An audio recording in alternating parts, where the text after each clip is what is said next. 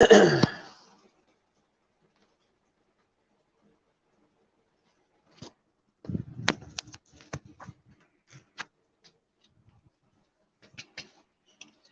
finally we're live. We had a little problem there, so it took me about a half an hour to get a signal. I don't know why. No storms, no clouds, no nothing. Beautiful. I had to mute that. Beautiful evening, clear evening, and I don't know why. I had no signal. Anyway, just finally hooked up. I restarted everything. It didn't help a bit. Just about to throw in the towel and say this isn't going to work tonight. And then all of a sudden it came on the last time. So anyway, so here we are finally on this Thursday or Wednesday evening. It's weird. I took a nap. When I woke up, I thought it was Thursday morning. And I have to go somewhere in the morning. So I was kind of thinking, crap, I got to get up. But anyway, it is still Wednesday. What day is it? August 2nd, 2023.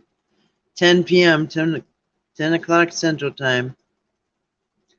And hope y'all had a great Wednesday. Yeah, I mean, the dogs took a nap. It's exhausted. Been just working outside, and I don't know, got a lot going on. So anyway, took a little nap. Just tired. But anyway, but I like being busy in the summer. It is a lot of work, but anyway, I'm getting a lot of stuff out of my garden, getting a lot of canning done, all that kind of good stuff. So it's a lot of work, but it's rewarding. I got a cabinet full of homemade wild raspberry jam out of my bushes. I got acres of raspberries, so I'm picking raspberries all through July. They're just about done now. They only last July, and they're done, so you got to get while the getting's good. So, yep, July is raspberry jam month for me. I also have quite a few jars of dill pickles canned. My friend Julie is home from the hospital, so I'm going to bring her next time I see her, I'm going to bring her a jar of pickles and a jar of raspberry jam.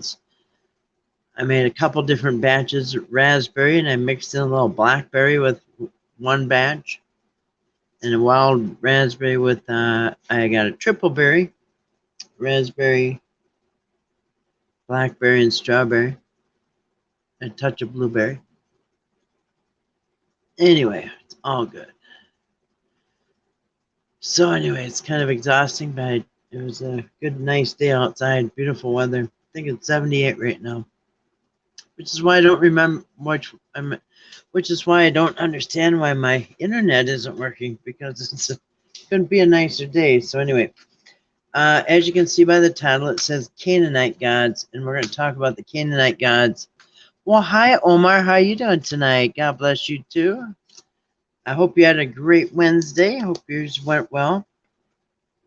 I've kind of been working around my yard, my house, and stuff like that. I hope you had a great Wednesday, and whatever you did turned out good.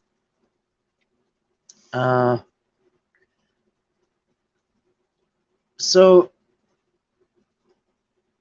tomorrow is, let's see, tomorrow's Thursday, and then Friday we have open chat. So tomorrow, I'm not sure what part I'm going to go into, but starting next week, we're going to have a whole series starting on the Canaanite gods, which is very important because the Canaanite gods kind of morphed into the Old Testament Bible, the Hebrew Bible gods of Elohim and Yahweh, and Elohim, El, and anyway, we're going to talk about that a little bit. So, and I have some visuals, a map, and some timelines and some dates that I kind of found interesting. I think you will too.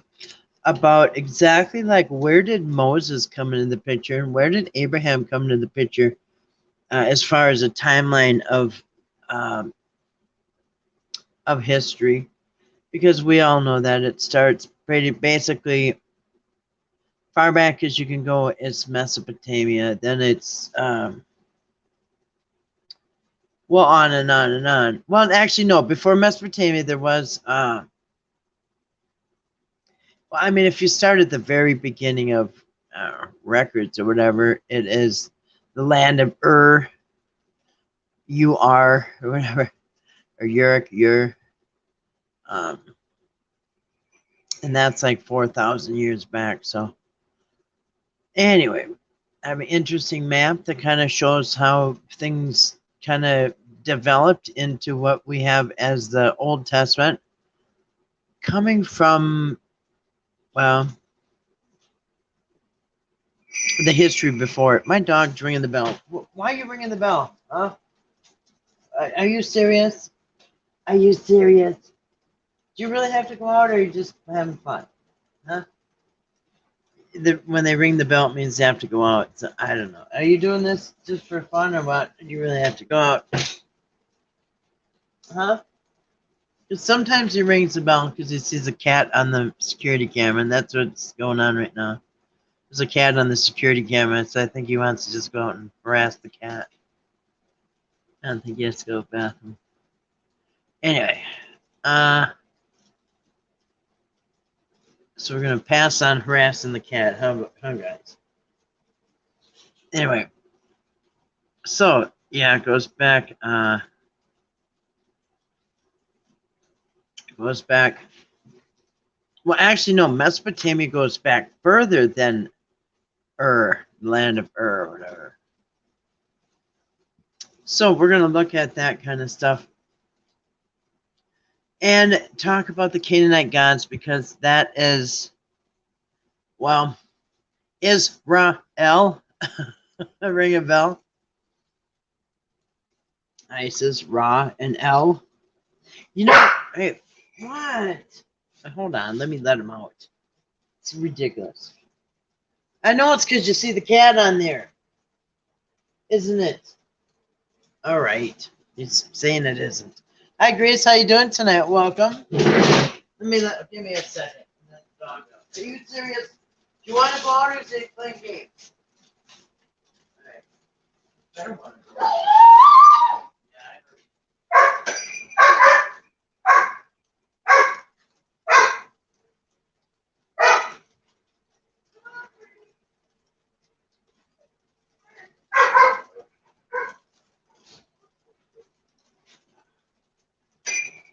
All right, sorry about that. All right, how you doing tonight, Grace? I hope you had a great Wednesday evening, or Wednesday, I should say. It is now Wednesday evening. I had trouble coming on here for like a half an hour. I didn't get a signal on the phone didn't get a signal, and my internet at home didn't get a signal. I don't know what happened. Thought somebody threw a big tinfoil sheet over my house, because I had no signal for nothing. Anyway, actually I do have a big tinfoil sheet. I got a metal roof and an earth home, so my signal comes through a very small window. So no, I didn't do anything different. Anyway, beautiful Minnesota evening. So we're going to go through what we're doing tonight. We're going to go through a few things. I'm going to talk about how the gods that we've gone through were the Olympian gods, 12 Olympian gods. We went to the Roman, Greco-Roman counterparts, and what else? Oh, ancient Egyptian gods, and now the Canaanite gods. And the Canaanite gods, like I said, this is very important because they have morphed into what I think have morphed into the Old Testament, and very many people agree. There's studies about that everywhere. So anyway, we're going to go over that a little bit. I'm going to show you a map Oh, what the heck? Oh, yeah. See, yeah, all my tabs got disconnected because I had no internet. I don't know why. And it was weird because my internet, the box said I had a good signal and everything was good, but I had no signal. Weird. On more than one device. So anyway, and then we're going to talk about the doublets in the Bible, and this is how it kind of all wraps together. How there are identified as, well, at least 4 different, very distinct different sources in the Hebrew Bible of the Old Testament. You know what I mean? Some people call it the Old Testament, but the Hebrew Bible. There are 4 very distinct different sources, and you can kind of figure out why if you know that it's really comprised of multiple sources, the Old Testament. And like the 5 books of Moses, if Moses did not write the 5 books of Moses, he couldn't have. Genesis, Exodus, Leviticus, Numbers, Deuteronomy. We've gone over that years ago. I doubt he wrote about his own death and, I don't know, things that were going to, well, like the kings and stuff that came after him or whatever. So anyway, we're going to kind of tie it all together. So next week, we're going to start a series, and actually, I'll show you real quick. I turn this camera on here so you can see. My dog's going to want to come in here in a minute. So, the Canaanite gods, which is very important. I'm going to show you a map why it's important. And well, man, it's important without the map. But I'm going to show you how it kind of ties together. Canaanite deities were organized in a pantheon. El, the creator, his consort Asherah, the storm god Baal, and his sister Anat, a goddess of hunting and warfare. El was the chief god of the pantheon and identified in Canaanite art as seated male figure with arms raised as if it was about giving a blessing. And so we got Yahweh, we got a huge list of Canaanite gods that we're going to be going over, and I'll show you real quick. Wait a second. And this morphed into, hold on a second. I think I gotta let my dogs in here. Here.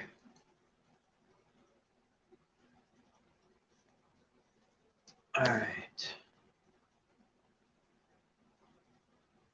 There we go. All right, let me let the dogs in 2 seconds here.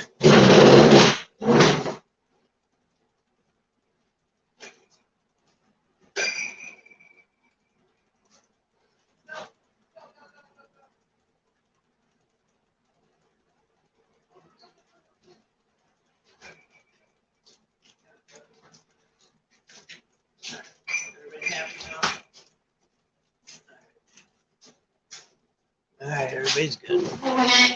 So next week we're gonna go over probably the final run of the ancient gods, and this is very important. It's the Canaanite gods, because the Canaanites is the land that the Israelites took over, and well, the whole Bible's filled with all this stuff here. So anyway, let me turn that on so we can see. I'm gonna show you real quick. All right, so if you look up Canaanite gods, you can get a list here on Google. So Canaanite gods, you have Baal, Mot, Yahweh, Moloch, Melkart, Shalem, Shepash, Kathrat, Anat. Now, some of the big ones we've all heard of Baal, heard of Yahweh, heard of Moloch, heard of Anat, heard of Asherah, Hadad, Resheph. Some of these are lesser known. Eshmun, Attar, Shehar, Quatesh, and Dagon we just went over. That's the one from the Philistines, remember? So we don't have to do that one. That's the one where Samson's story was they knocked over the temple of Dagon. And the statue they knocked over because it was they put the Ark of the Covenant next to the Dagon statue, so the Dagon statue kept knocking over. Anyway, Ashtardi, Yam, Kothar Wakashis, and Chemosh, El. That's a very important one there. El, as an El Elohim. You know what? And Yerek and Baal Hammon. Now there. So what is that? Let me see.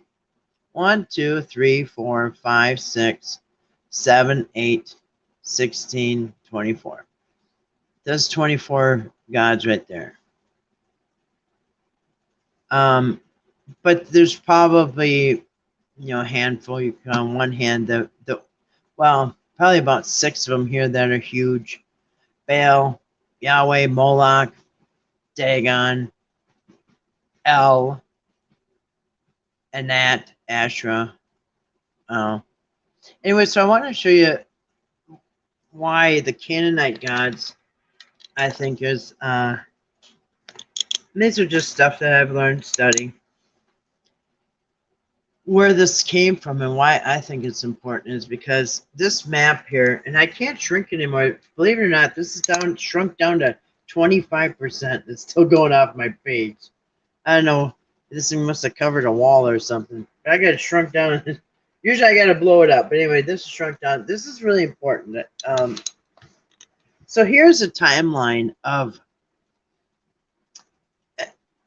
I like this map because... And I have bookmarked this map because I like it. And so I don't know how well you can see it, but I'll just kind of explain. So this map here is...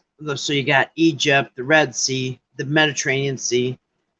And this is an ancient map. Ancient as far back as it says Mesopotamian, 10,000 BC. Now we're taught that it goes back 6,000 years or something. I don't know about that. According to the Bible, right? The Hebrew Bible, the Old Testament. But I got a lot of questions I've always had and things that have, and I'll bring that up in a minute. So let's go over this, shall we? This is why this is very important. This here is a land of Canaan, all right? In the Bible, this is a land of Canaan. This is the promised land that God, according to the Old Testament, the promised land that God said that the Israelites can have, if they're good and behave or whatever, okay? So that's the promised land. But then they didn't behave and they weren't good. So anyway, here, let me get my mouse here. Why isn't this working? There it is, okay. Mouse went missing for a second. So here we have the Red Sea. Let's go back and so anyway, let me just start. I'll go back further. So if anybody doesn't know, this is Israel, but first it was the land of Canaan. Here's Jerusalem right here. Can you see here's Jerusalem. Because here's the Mediterranean Sea, Joppa and all that. So here's Jerusalem. This is but first of all, it was the land of Canaan. Why? The Canaanites lived there, okay? Is it it's the land of Cain?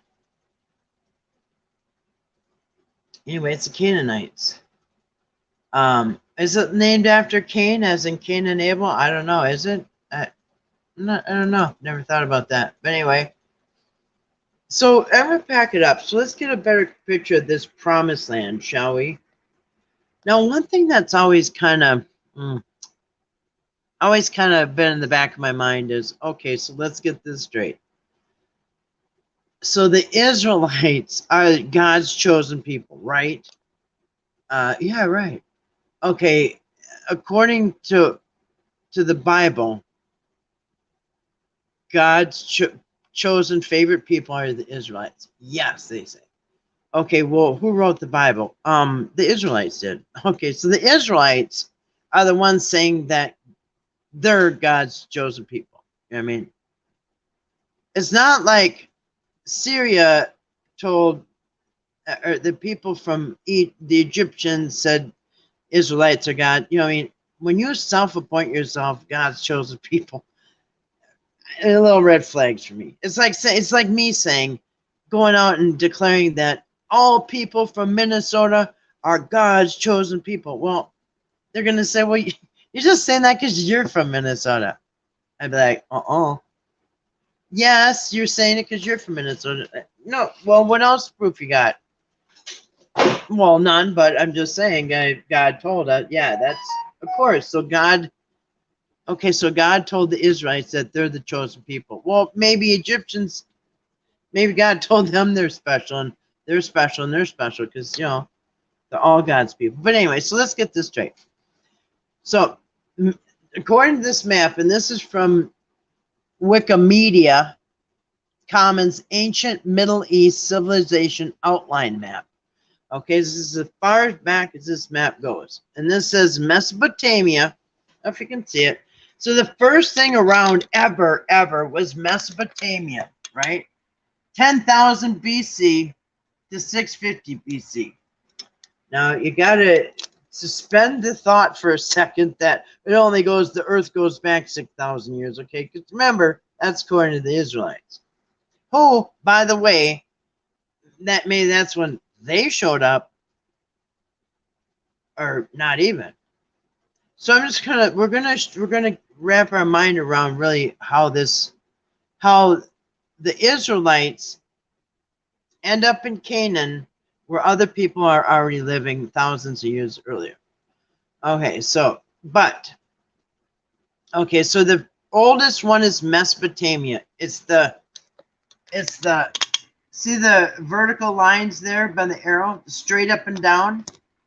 That is where Mesopotamia is. So Mesopotamia goes all the way down there, all the way up. You see the straight up and down lines? Now somehow it never gets to the Mediterranean Sea. That's where Aram takes over, the horizontal lines. Okay, so let's go back to the beginning though. The furthest, well, that is the beginning. So the furthest thing back is Mesopotamia, the vertical lines. So the first people ever recorded is the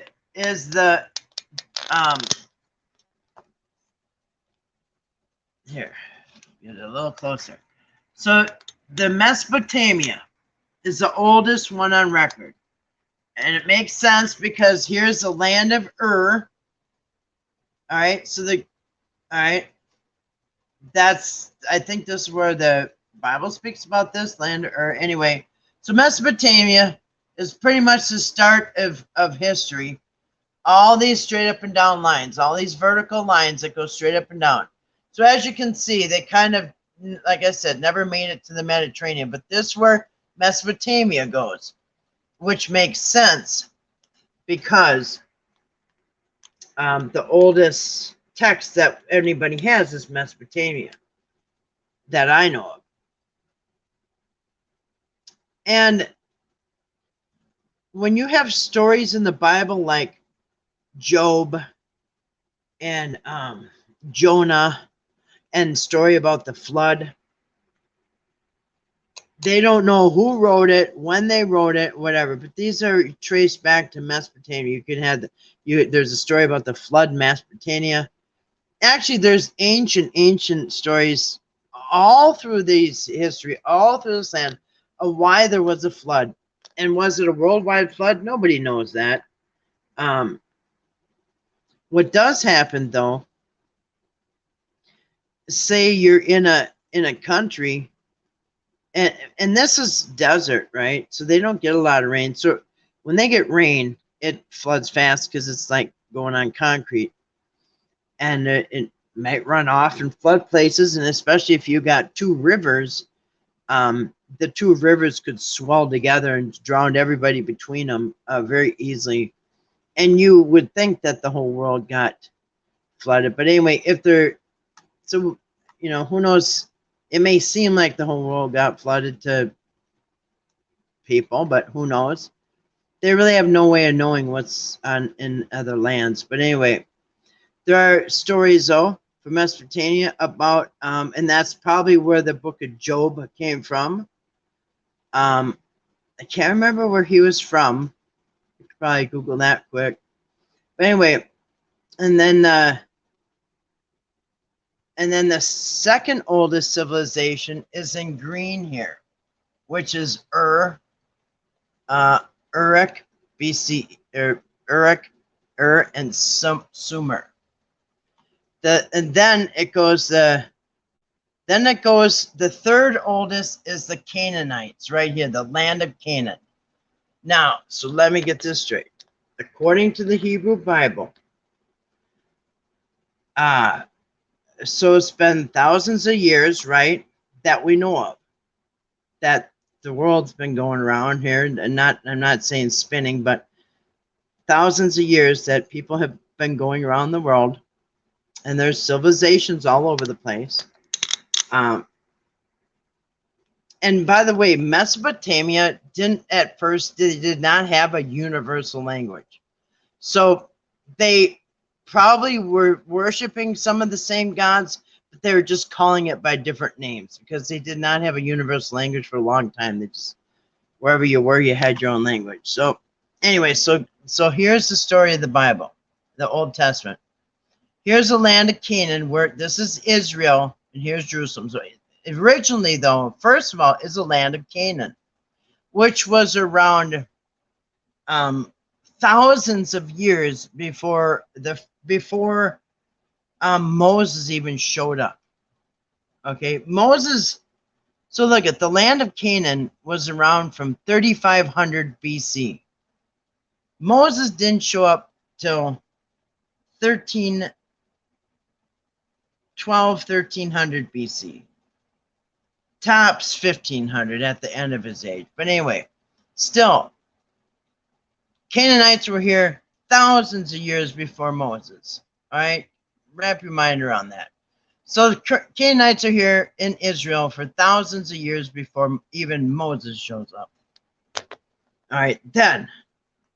So you got Israelites here that are, I don't know, wherever they're living. They get brought into Egypt, and they're there for 400 years as slaves. And then they get out of Egypt, and I think they cross the Red Sea. There's two fingers here like rabbit ears. I think it's this part they crossed over, the Red Sea. But nevertheless, wandered this for 40. Well, first of all, God tells them that they can have this land right here where the Canaanites are. Just go kill everybody. Now, in my imagination, that's not a God that I really would want. Because what difference is that than maybe a God telling the white man to go slaughter everybody in America, slaughter the Native Americans because that's your land. All right. So their God tells them that this is your guys' land, even though the Canaanites have lived there for thousands of years before Moses was even born. So Canaanites lived here for thousands of years in the land of Israel. And this is the promised land. It's all green and it's life, and there's good stuff there for animals and plants and vegetation, and people thrive here. So anyway, this is a choice piece of property, right? Just like the United States. Anyway, so their God in the Old Testament, or the Hebrew Bible, tells the Israelites to go and slaughter everybody. But the Israelites, they send in the 12 spies and say, well, go kill everybody because that's your land. And they're like, nah, this is too scary. There's giants. There's all kinds of scary stuff. So they don't want to do it. So God says, fine. So God has them wander the wilderness right in here for 40 years. I don't know if they went over this way. But anyway, dude, it would only take like a year to walk over here. But anyway, So for 40 years, somehow they just went in circles, never really went anywhere. And so for 40 years, are you telling me now, if God, our creator, really wants the Israelites to all of a sudden come and take over the land of Canaan, the land of milk and honey, this beautiful choice, if they really, God wants them to, then God had another, first of all, why would God tell the Israelites that go, that's yours, I'm giving this to you? Now, why wouldn't have God have removed people from there first, or not have anybody settle? God could have easily not have nobody go there. So when they said, this is your promised land, they could go there and it'd be a done deal. But anyway, it's packed full of people because it's been thousands of years the Canaanites lived there. So then they go out and wander the wilderness for punishment and all this stuff happens. And then God says, all right, you ready again? So then they're going to go back again. Go kill every man, woman, child. You can human traffic the virgin girls. Because, that's what every little girl wants, right? Some monsters to come from another country, slaughter everybody in your country, all your family, your mom, dad, brothers, sisters, everybody, and take you into captivity and use you as a sex slave. Yeah, that sounds very much, very godly. Anyway, so they're supposed to go in there. Now, if God really wanted them to have this land, God had 40 years while they wandered while God kept them busy wandering the wilderness. Why didn't God just like cause a plague or bugs or frogs or anything, wipe out this land of people naturally? So when they're done wandering and doing what they're supposed to, behaving right, then they can go in there, right? All right, so how come in 40 years God didn't get these people out himself? 40 years, that's two generations. That's the mom and the child, and the child's having a child. So anyway, you got a generation there at least. So, you know what I mean? So anyway, after 40 years, now they're supposed to go slaughter everybody and kidnap the young girls for whatever you want to do with them. And then now it's yours. Okay, so you tell me. And so who says that's your, okay, Israelites, Israelites claim, well, so the Bible says that the Israelites are supposed to have this land and slaughter everybody and take it over. Now who wrote that Old Testament? The Israelites. Like I said, and I find that suspect. Anyway, so they have gods. So now think about this. And I want to do a stream on this sometime. It'd probably be a series. These founding fathers. So think about Moses. Was Moses special? What was so special about Moses? Let's see. And you know what's very suspect is somehow they have to explain how everybody comes out of Egypt. They claim they're not Egyptians. They're not coming from Egypt. But somehow everybody ends up coming out of Egypt. Joseph's running the place, second in charge of Egypt. Wait a minute, what? Well, yeah, he was sold by his brothers into slavery. Okay, these are the brothers that are so special, the 12 tribes. And by the way, the 12 tribes, you can't even get the names straight. Every time you look up the 12 tribes, it's a different list. I mean, how many different lists of the 12 tribes are there? Sometimes Joseph in it, sometimes he's not. Sometimes his kids are in it. Anyway. And the kids are Egyptians. Anyway. And then they got to explain how Moses came out of it. Well, they put him in a basket and put him down the river. And I'm like, what? Okay. That's how Moses came out of there. See how they come up with a story, how everybody ends up. Well, how did everybody else come? Well, they went down there to get some food. Crazy story. Went down there to get some food during a famine. And anyway, they got turned into slaves, and they were there for 400 years. And so when they're wandering, and so when Abraham's out here wandering the desert, And God tells them all of a sudden, hey, you know what? You need to circumcise yourself and everybody, every male, you know, cut the end off and all that. And so now he says, circumcise yourself and everybody. Now, circumcision is an Egyptian thing. That's why God has to explain everything except that. He doesn't have to explain what circumcision. Now, how come Moses didn't say, what's a circumcision? We don't even know what that is. No, you know darn well what it is because this was a tradition. You were here for 400 years. Same with the tassels, the tzitzits. That's an Egyptian thing. Those tassels, the tzitzits, were from Egypt. It was to ward off, I don't know, evil spirits or something. And you know, I've heard somebody say that came on my, somebody that came on my stream a long time ago. He used to come on and he'd say he felt different when he put the tassels on. He wore them every day, tzitzits. And he said when he put them on, he felt different. And well, yeah, they are to ward off the evil spirits.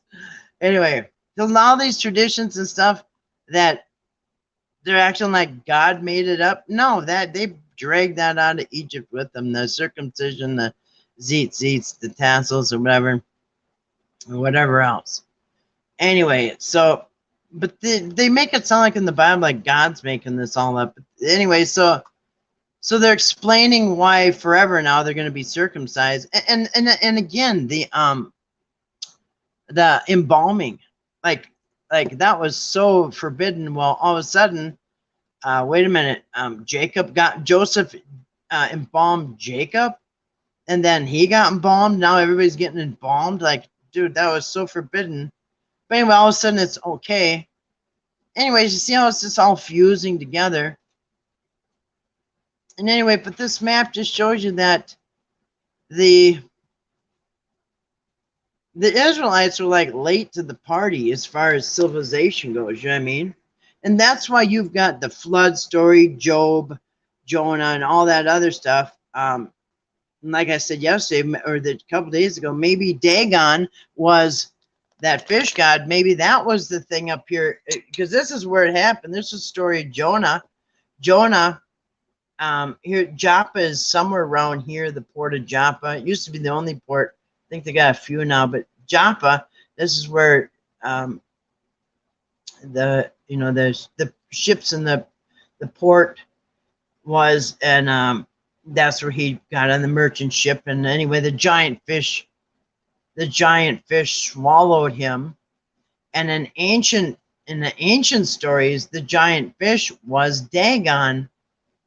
And then when Jonah got spit back up, that was supposed to represent their god overtaking Dagon. Like Dagon tried to get Jonah, but Jonah was the other god rescued Jonah from Dagon. Anyway, and it's weird. Like if you go back on the old flood stories, and who's to say the whole earth got flooded? They have no idea how much. It could have just been this area. No, who knows? It would seem like the whole world. They have no idea what's happening, thousands of miles away. But anyway, like the flood story that goes back to Mesopotamia, there's like different flood stories from all over. But like one flood story was the ancient gods were trying. The world became so populated that the ancient gods had trouble sleeping because the people were so noisy. And so one time when all the people woke up one of the gods, they got mad and said, that's it. And they flooded them, and they tried to flood everybody, but there's a couple survivors. And at first they were mad, but then they said it's okay, and then they let it repopulate or whatever. So there's just like different weird flood stories. But anyway, so we're going to go over that. If you're made in God's image and God is perfect, why would you need to cut parts out? Exactly. That never made sense either. Like, now if God's perfect, now he made a man and a woman and said that is good and it's perfect and all that.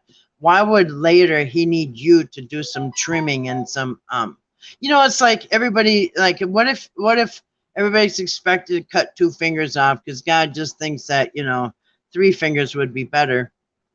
It just wouldn't make any sense. Then why did he give us the 5 fingers if he wants us to cut 2 of them off? You know what I mean? It was just like that never made sense. But boy, you read the Hebrew text and like you're I mean, it was such a big deal. But anyway, so yeah, so starting next week, we're going to go over the Canaanite gods, and I don't know if all 24 of them, but at least the big ones, the major league ones. And then I'm going to show you, we're going to also touch on this. We've gone over this a couple years ago, but this is going to tie it all together, is why the Hebrew Bible has doublets and triplets in the Bible, which is overlapping stories that they're similar, but they don't match. So we've gone over every single one of these. I don't know if once or twice, I can't remember. But it's called doublets in the Hebrew Bible. So the Hebrew Bible, the Old Testament, they have identified 4 sources, which I find very interesting now looking back, because we studied this a couple years ago. And here it is, coming all kind of full circle. What are the 4 circles? I mean, what are the 4 sources in this full circle? J, the Yahweh source. So you got Yahweh, which is one of the gods. E, the Elohim, the El source. You got D, the Deuteronomous source. And you got P, the priestly source. So if you don't know what doublets and triplets are, well, it starts out right away. Here's an example. Right away in Genesis, you've got 2 different creation stories. You've got the priestly creation story, the P source, Genesis 1. And then Genesis 2, you have the Yahweh source. So you got 2 different groups of people given their creation story. I get it mixed up which one is which one. They actually create things in different order, like the light and the trees and whatever. But the biggest, hugest thing about the 2 stories, the biggest difference is one story has, which makes sense. God makes, he makes man and woman, and he says, oh, the man and the woman are good, and he tells them, go forth and populate or multiply or whatever. Go multiply. That makes sense, right?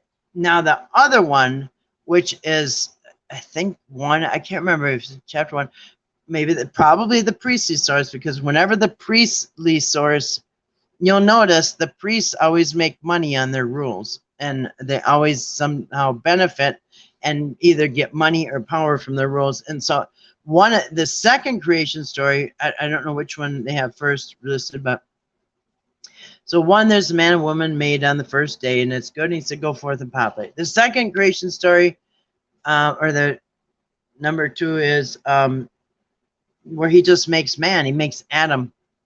And Adam is wandering the earth, and he's lonely, and makes no sense. Because how is Adam going to make more people?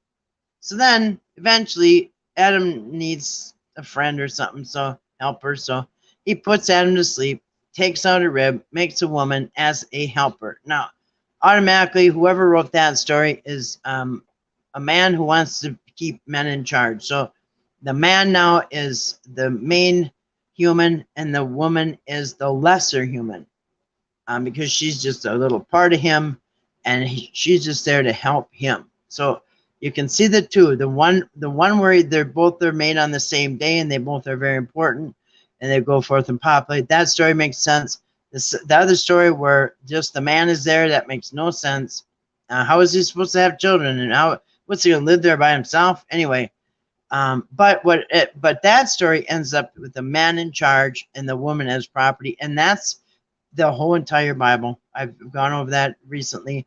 The whole entire Bible, the woman is property, and so is a slave, and the woman is less than the man, less human, and the slave is so the woman and the slave are just property, and they're subhuman. In fact, I've even read Bible verses that some translations say, be very afraid of your human slave owner, your master, your human master. The rules for the slaves literally say, listen to your human master, like they're not human. And it's the same kind of about women. Women are property through the whole Bible. They're bought, they're sold, they're taken at will, they're discarded at will. They really got no say. They're property. Even when it comes down to the 10 Commandments, the 10th commandment, commandment number 10, at least in the, not nothing. The Catholic has the 9 and 10. We won't go in that. But anyway, the 10th commandment in Exodus 20 is, do not covet your neighbor's house or his wife or his this or his that. So the wife is listed as property, and then not even number one on the property either. Like the house, don't touch his house, don't touch his wife, because these are property. So anyway, so you have, here's 30, or I think 31, and we've gone through these probably more than once. I'd like to go through them again. Like, as a matter of fact, like the 10 Commandments themselves. I was just thinking about this today. This is actually a triplet, you guys. There are three different versions of the 10 Commandments. There is the R source. What's the R source? I don't even know what the R source is. So that's a fifth source. So there's the R source, the J source, the Yahweh source, and the Deuteronomy source. So there's three different versions of the 10 Commandments. 2 and 3 different versions of all these stories. Just like, so you can see that they're different. There are multiple sources, at least 5. I'm not sure what the R source is, but anyway, at least 5 sources in the Old Testament. So you got different gods fusing together. You've got different people. So because I know a lot of people, and it's probably what we're taught, is that the Old Testament is like written by Moses and a couple other people, and it's like God's word, and it's this and that. But you can see that it's a compilation of lots of things. It's a compilation of lots of stories melted together, fused together, that don't always match, from different sources. Close, but not always matching. Then you also have a fusion of gods. Literally a fusion of gods. So starting next week, I want to go over some of the relevant ones, the most relevant of the Canaanite gods. I don't know, there's 24 of them. Some are just, I believe almost like, either they're very brief, and in fact here, and so that's where you get, again, that's where Israel comes from, Israel, because you got a fusion. So not only is the Old Testament a fusion of gods and stories from all over, but it's also Israel is a fusion of gods and stories. Israel. I mean, and it's like I've noticed, one thing I've noticed a long time ago is they've got an explanation for everything, except not everything. They got so say Jacob lays his head on a rock, and they call it, what they call it, Maripah. I can't remember. But anyway, they got a name for everything. It means place I laid my head or whatever. And then another one's like this and that, and they called it this, and that means where the deal was made, or the mountain, or whatever. They have an explanation whenever they name something, but sometimes they'll just name something and move on. And something really important, like all of a sudden we're going to change Jacob's name to Israel. Like, oh, God, you always tell us why you changed names, so why did you change his names? Never mind. We're just going to call him Israel. No explanation. Okay, we're supposed to circumcise, okay, yeah, you already know what that is. And like how come some things are very well explained, and then the next thing is very important, like all of a sudden his name is Israel? Well, how come God didn't say, well, because Israel means, you're, my favorite person, or whatever? Why didn't he say what Israel meant? It's because Israel. and they don't want you to know. Yeah, that didn't make no sense. Uh,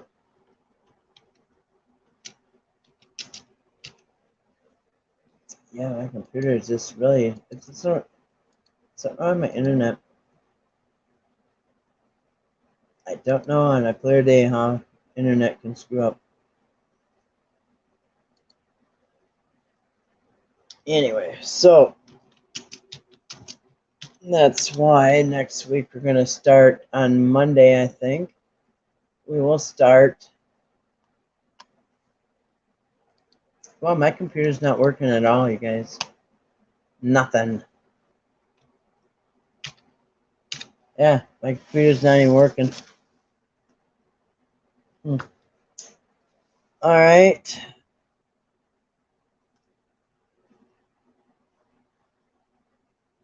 Weird.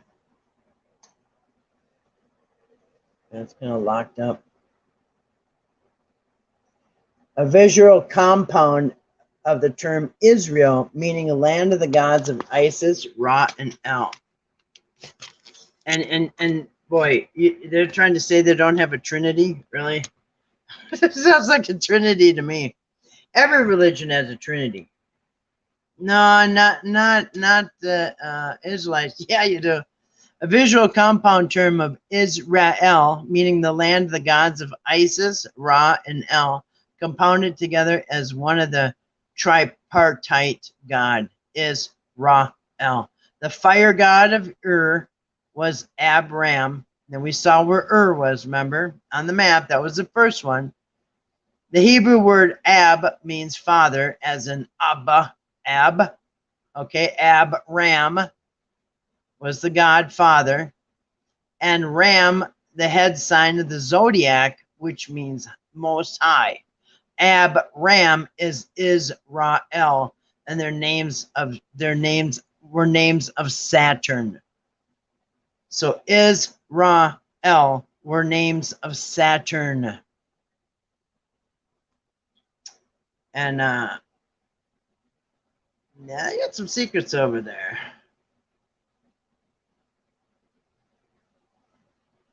And actually,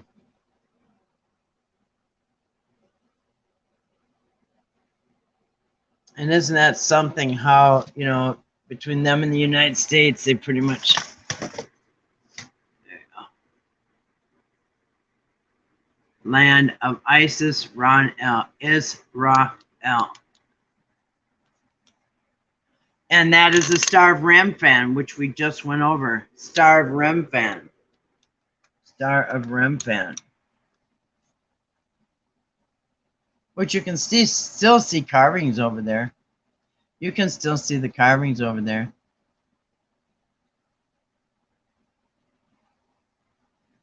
Yeah. Of the Star of Remphan everywhere.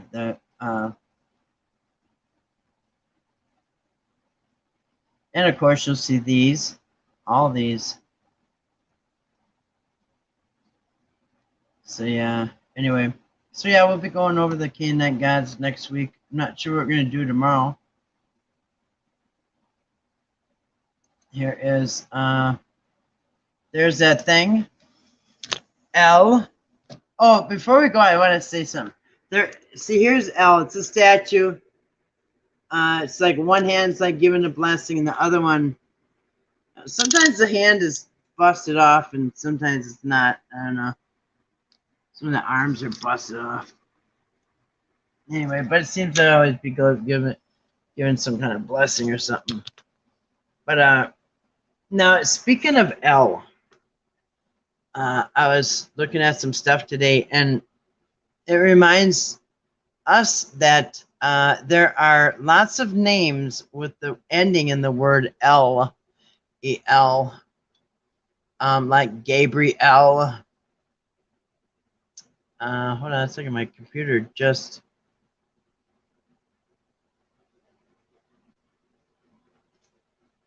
That is weird. Really weird. My computer just went black. I got like no connection on my internet tonight. I don't know why. just went completely black.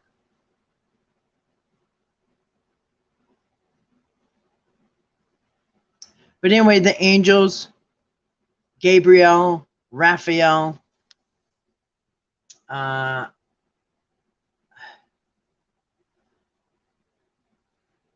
which a lot of people do know that.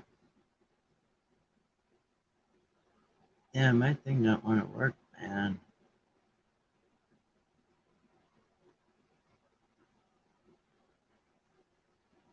Huh. Yeah, anyway, my computer doesn't want to work. So anyway, all right, well, I'm going to wrap it up and say goodnight. And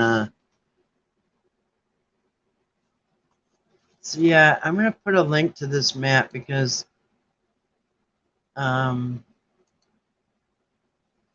it shows you how the civilization started out and why, like I said, how does it make any sense that according to the Israelites, who came real late to the party here, when everybody's already living where they are, how does it make sense that the Israelites, thousands of years after everybody lives where they're living, says that their God says that this is their land and that they're supposed to go kill everybody and take it? Yeah. God said that Israelites are supposed to do that according to who? The Israelites. So anyway, I'm going to post a link on this map.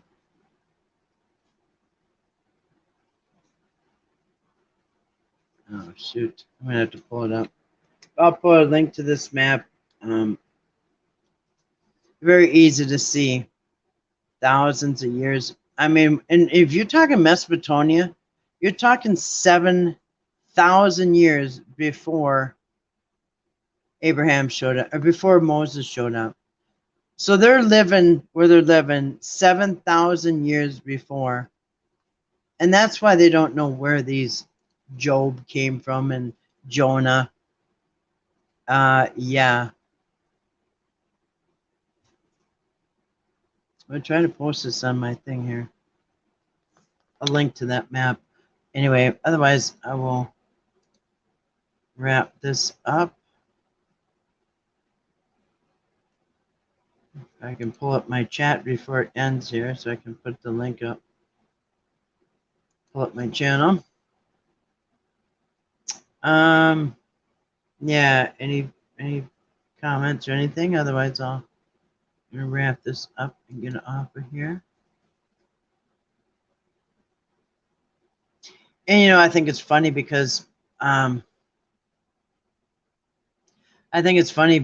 people think that the Earth only goes back 6,000 years according to, Moses, and yeah, they got records going way past further than that. So if it's 6,000 years, and then people have convinced themselves, Christians have convinced themselves that God's favorite number is 7.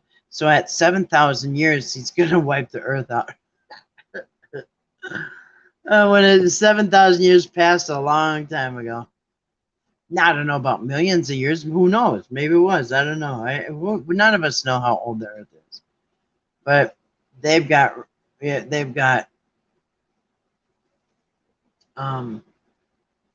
evidence to prove that it at least goes back 10,000 years. So, oh crap! I'm trying to pull up my thing right here, and internet's not working too good. Trying to get on my channel so I can post a link for that map, and then I'm going to sign off. It's at 59 minutes. That's good timing. That is good timing. And it explains a lot of things, because supposedly God never changes, right? But in the Old Testament, He is flip-flopping one day to the next. He wants you to slaughter a bunch of animals just for doing the minor things, thinking something, being jealous, and whatever. It's, even if you haven't done anything, you have to slaughter an animal in case you did something. And so 1 minute God wants you to slaughter these animals left and right and hand them to the priest, and bring a bunch of grain and everything for everything that you do. But then the next minute, he just wants your repentance. And it sounds like two different gods. He never required a sacrifice ever. Like, wait a minute. You just said in the chapter before that we're supposed to like slaughter a bunch of animals for this, and that. And now you don't, you've never required a sacrifice, a blood sacrifice? Like, wait a minute. That's weird. And you know what? Obviously, Abraham must have known. Dude, what the heck? I'm not, this thing ain't pulling up. Abraham must have known what human sacrifice is if he's ready to go, sacrifice his son. And by the way, just annoys me he calls Isaac his firstborn son. Really? That was your firstborn, huh? Okay, it's a thing. All right. I'm having trouble pulling my thing up, so I might not be able to post this. Or can I? All right, sorry about that. All right, link to the map. Anyway, otherwise, I'll say goodnight. Unless anybody has any questions or comments, I will wrap this up. This is just a study. So this is map.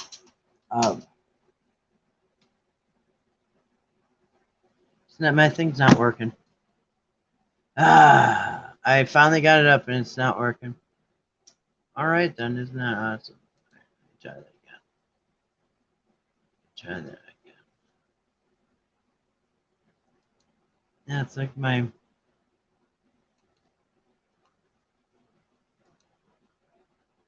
Alright, it's letting me put the link in there, but it's not letting me type, so I don't know what's going on with this thing. Alright, anyway, there's a link to the map. I was going to write map, ancient map, but anyway. There is a link, otherwise I'll say goodnight and sign off.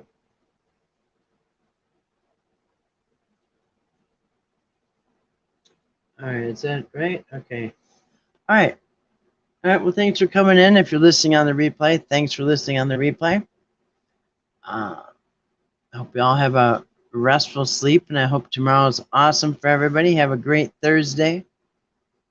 Hope to see you tomorrow night, and otherwise, if not, have a good one. Anyway, sorry about the technical difficulties. I'm not sure what's going on. Anyway,